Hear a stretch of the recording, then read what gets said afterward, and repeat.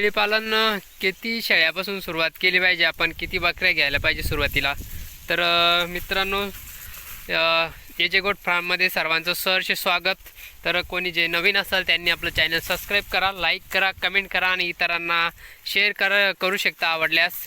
तर शेळीपालन असा एकमेव व्यवसाय आहे की तो कमी खर्चात आपण सुरुवात करू शकतो. आणि आपण जो शेतात समजा शेती करता करता हा व्यवसाय सुरू करू शकतो. आणि शेतीला जोडधंदा म्हणून एखादा छोटा का होईना व्यवसाय आपण करायलाच हवा. कारण शेतीला जोडधंद्याशिवाय पर्याय नाही आता. कारण शेतीला खर्च खूप लागतोय, उत्पन्न कमी आणि खर्च जास्त होतोय शेतीला. तर त्यामुळे एक छोटा का होईना जोड व्यवसाय आपण शेळीपालन करू शकतो किंवा एखादा दुकान वगैरे टाकू शकतो. पण मग बाकीचे जो व्यवसाय करायला जाल त्याला खूप मोठी इन्व्हेस्टमेंट करावं लागते, 10-5 लाख रुपये खर्च करावा लागतो. तर शेळीपालनात तसं काही नसतं. आपण 4 शेळ्यापासून 2 शेळ्यापासून किती शेळ्यापासून सुरुवात करू शकतो, आपल्याला जेवढं बजेट असेल तेवढं. कारण काय माहिती का, या आता हल्लीच्या या स्पर्धेच्या युगात खूप कॉम्पिटिशन वाढलेलं आहे. तर एकमेव शेळीपालन हा एक व्यवसाय की त्यात कॉम्पिटिशन अजिबात नाही आहे. कारण मटणाची मागणी तर वाढतच जाते. तुम्ही बघा, एखादं जर समजा दुकान टाकलं आणि ते शेजारी दुकान टाकलं तर आपल्या दुकानावर प्रभाव पडतो. पण मग शेळीपालनात तसं काही नसतं. आपण 10-15 शेळ्या घेतल्या आणि शेजारच्याने 50 शेळ्या घेतल्या तरी शेळीची मागणी ही कमी होत नसते, तर ती वाढतच जाणार आहे. शेळीचं मटण किंवा बोकडचं मटण हे 700 असं अजून 1-2 वर्षात तर वाढणारच आहे. ते कमी होत नाही आणि मटण खाणं कोणी सोडत नसतं.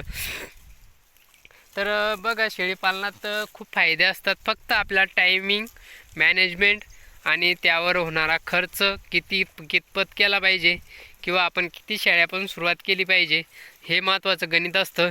कारण सुरुवात आपण एक तर आपल्याला पहिले तर अनुभव घ्यावा लागतो शेळीपालनात.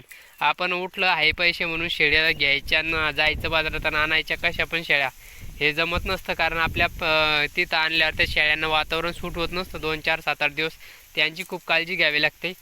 कारण त्यांना ताप येईल, सर्दी होईल, बुळकंडी लागेल, अशा बऱ्याचशा समस्या होतात. तर त्यामुळं आपल्याला शेळी निवडता पण आली पाहिजे. शेळी आजारी कशी आहे, तंदुरुस्त शेळी कशी असते, तर ते पण आपल्याला ओळखता आलं पाहिजे त्यामध्ये.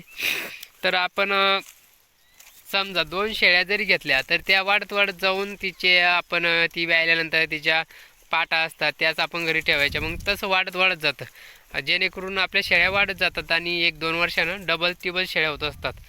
तर माझ्या मते 1-2 किंवा 3 शेळ्यापासून जरी आपण सुरुवात केली तर खूप छान राहतं. आणि शक्यतो आपल्याच भागातल्या शेळ्या आपण घेतल्या पाहिजे. त्या 12 भानगडीत पडायचं नाही, मोकाट खर्च करायचा, बाहेरच्या राज्यातून आणायच्या किंवा बाहेरचे ते व्यापाऱ्याशी कॉन्टॅक्ट करायचे, यूट्यूबवर बघून त्या आणायच्या आणि त्या मग बिमार पडायच्या आणि मरायच्या. तर त्या भानगडीत अजिबात पडायचं नाही. आपण आपल्या तर सुरुवातीला पहिले आपल्याच भागातल्या गावरान शेळ्या आणल्या तरी चांगल्या असतात. उस्मानाबादी किंवा गावरान शेळी चांगली असते. आपण जर तिची टीप व्यवस्थित ठेवलं, तिचं काळजी चांगली घेतली तर तिचे पण बोकड चांगल्या 10-11 हजारापर्यंत जातात, सहज जातात. पण मग आपलं काय होतं, आता आपलं एक दिमागात एकच गोष्ट फिट झाली, चांगल्या क्वालिटी शेळ्या म्हणजे वजन 2-3 महिन्यात बोकडांचं वजन 20-25 किलो भरलं पाहिजे.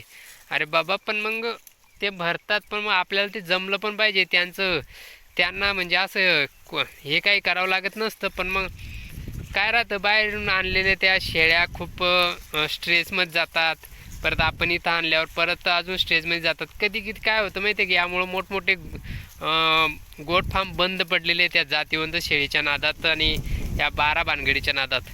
तर आपल्याच भागातली गावरान शेळी बेस्ट असते. काय होतं माहिती आहे का, आता बघा तुम्हाला उदाहरण सांगतो. आमच्याकडे बिटल शेळीला मागणी नाही अजिबात. मग बिटल शेळी का घ्यायची आपण, तर अजिबात नाही घ्यायची ना. कारण बिटल शेळी आणून ते बोकड आपल्या ब्रीडिंगला थोडी कोणी घेणार आहे आपल्याकडनं, तर अजिबात नाही घेणार. तर आपल्याकडं गावरान शेळीचं किंवा बोकडाचंच मटण चवदार लागतं. त्यामुळं गावरान बोकडच किंवा गावरान शेळ्याचं आपल्याकडे पाहिजे. ते बिटल आणि त्या बांधात 12 भानगडीत पडायचं नसतं. कारण त्याला अजिबात आपल्याकडं कोणत्या शेळीला मागणी असते यावर आपण शेळीपालनाला सुरुवात केली पाहिजे. कोणी काय सांगतंय न कोण आणलं आणि कोणाचं काय झालं 12 भानगडी, ते जर आपण ऐकून शेळीपालन करत असाल तर अजिबात शेळीपालन करायचं नाही, अजिबात नाही करायचं. उगा नुसते शेती करायची, बाकीचे कामधंदे करायचे, शेळीच्या भानगडीत 12 भानगडीत पडायचं नाही अजिबात. पण मग आपल्याला जर खरंच अनुभव आहे आणि खरंच शेळी पालनात आवड आहे, आपल्याला खूप म्हणजे नवीन नवीन आपण काय माहिती आहे का, यानं 2 कमवले आणि त्यानं 4 कमवले, मग आपण पण कमवू, हा असा बाबा अशी एक प्रॉब्लेम झालेला आहे. बरोबरी लागली आपल्याला लोकांची, बरोबरी. त्यानं 10 कमवले ना, मग आपण पण घ्यायच्या शेळ्या म्हणा, आपण पण कमवायचे. असं काही नसतं मित्रांनो. तर बघा, तुम्ही पण छोटीशी शेळी पालनात सुरुवात करू शकता, जेणेकरून तुमचा पण फायदा होईल त्यात. आणि उगाच मोकाट खर्च करायचा आणि शेळी पालनात आपली साधं सिंपल पद्धतीने शेळी पालन करायचं. जेव्हा आपल्याला अनुभव येईल किंवा चांगल्या आपल्याकडे जास्त शेळ्या येईल, तेव्हा त्या शेळ्यांच्या नफ्यातून आपण त्या शेळी पालनावर खर्च केला पाहिजे, तेव्हाच आपलं शेळी पालन हे परवडतं. तर मित्रांनो, व्हिडिओ कसा वाटला कमेंट करून नक्की सांगा आणि इतरांना पण शेअर करू शकता.